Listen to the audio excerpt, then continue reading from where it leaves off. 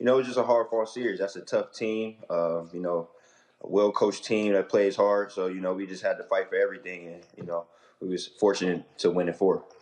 Terry, Seth Kramer, how different is it to have an 8-man rotation in the playoffs with a little bit of extra time for rest? And how different is it for you knowing that basically when you get out there, you're going to play through your minutes? In other words, you can just kind of engage in the game. We got a lot of guys that can do a lot of special things. And, we got guys like Jason Tatum, his rookie year last year, he made it to the Eastern Conference Finals. Jalen, 2 Eastern Conference Finals. We got a lot of guys that got some that been around and went far. So, we just try to play with one another since the first day.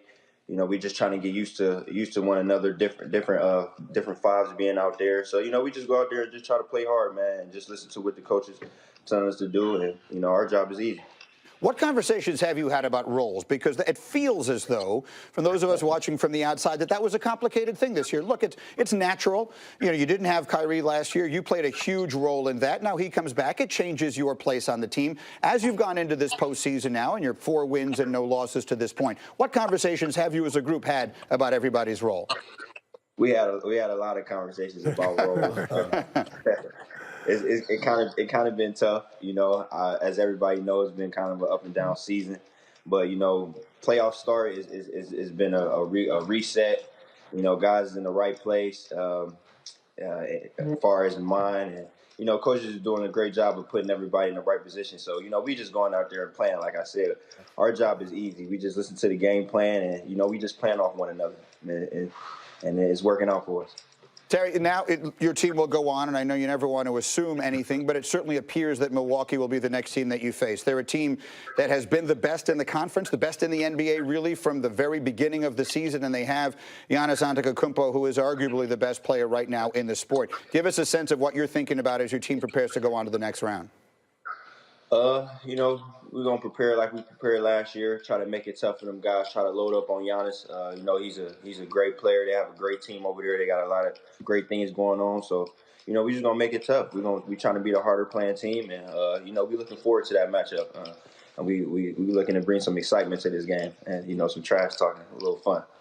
How much of that goes on out there? I'm watching a little bit of this, and I know there's a lot of respect, but there's also a lot of healthy give and take out there. How much of that was there in this round, and how do you expect that to factor into the next round? As you all know, it's part of the game. It's part of the game, so it's gonna happen. I feel like if you love basketball, you love the competitive spirit of it. You're gonna talk a little trash. You're gonna have a little fun. You're gonna go out there and give it all you got. Nobody want to lose. We definitely don't want to lose. So, whatever it takes next round, whatever it takes. Terry, a lot of fans will say, well, at the end of a game, someone did something or said something, and that's going to fuel a guy to play harder the next game. The reality is, when that ball goes up, what are you thinking, really? You got to win, man. You got to win. Bite, fight, scratch, whatever you got to do. Whatever you got to do, you got to this is the playoffs. There's no more exceptions. We got past the regular season. When that ball goes up, it's everybody, we all got to fight for it. And, I feel like we all on the same page. And, we've been doing a great job of just making our opponents work, making the Pacers work. So, like I said, next round, we got to do what we got to do, and that's come out victorious. One last thought for you, and we very much appreciate you doing this on your day off here. A year ago, it felt like your team surprised a lot of people. You had lost your 2 big stars, and you made that great run all the way to Game 7 of the Eastern Conference Finals. It was deemed a success. This year, you really have been the favorite since the moment last season ended. How different is that, and in what ways do you feel a different level of pressure going into this postseason maybe from what you had a year ago? It's way different than last year, obviously. I feel like the opportunities for guys that didn't think they will get it was there a lot last year. Now this year, obviously, we got a lot of older guys that been around. Kyrie, been to the finals plenty of times. Gordon, who's getting back to his grind. I just feel like obviously the situations was different. Now we know what to expect. Our season haven't been great when we expected, but it's a fresh start, and we looking to go all the way. It's no excuses. Last year it was just like, okay, we got a bunch of guys, you put them together and seeing what we're gonna get. We're gonna go out there and play as hard as we can. Now we got that superstar in Kyrie. We got guys that can come off the bench and and be impactful. So, we're just trying to put that complete team together and go all the way. And here comes that chance on to the second round where you'll likely see Milwaukee. Hey, Terry, thanks a million for this. Congratulations. We appreciate the time. We'll see you down the road. Thanks for having me, man. Appreciate y'all. All right, that's Terry Rozier again. The Celtics advancing with a sweep yesterday as we continue here on Get Up. And we're going to talk about a fellow that Kendrick Perkins knows awfully well. Kendrick played with and against LeBron James over the course of time. While a member of the Thunder, he faced LeBron in the finals. He made the finals again in 2015 with LeBron as a member of the Cavs. That was a series they would lose to Golden State in 6. Then last year, again, as a teammate of LeBron's, they would make the finals once more, losing to Golden State. There, Perkins is one of 13 players in NBA history to play in the finals for 3 different teams. And he is with us here now. And I want to talk a little bit about the LeBron James that we see in Los Angeles, because it has obviously not been the season anyone was hoping it would be. He knew it would be a challenge, but it hasn't been exactly what we were hoping it would be, what he, I'm sure, was hoping it would be. And it sort of feels that they're at a crossroads. What is it like playing with LeBron James? Well, Braun and I go way back. We actually played on the Oakland Soldiers together in AAU basketball. So we've been knowing each other for a long time.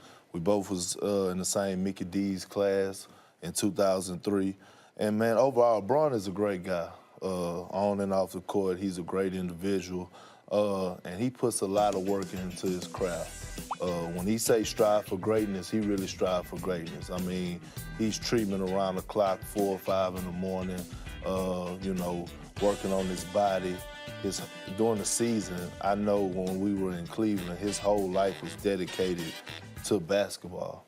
Despite the commercials and stuff he had to go do, now this Braun that's going on 35-year-old Braun that's in LA, I don't know what's his goals. I always know he wants to win, but I also know that it's getting towards the tail end of his career, so I didn't know if he wanted to move to La La Land and, just ride to the sunset. He still is going to be Braun, but winning is always on his mind.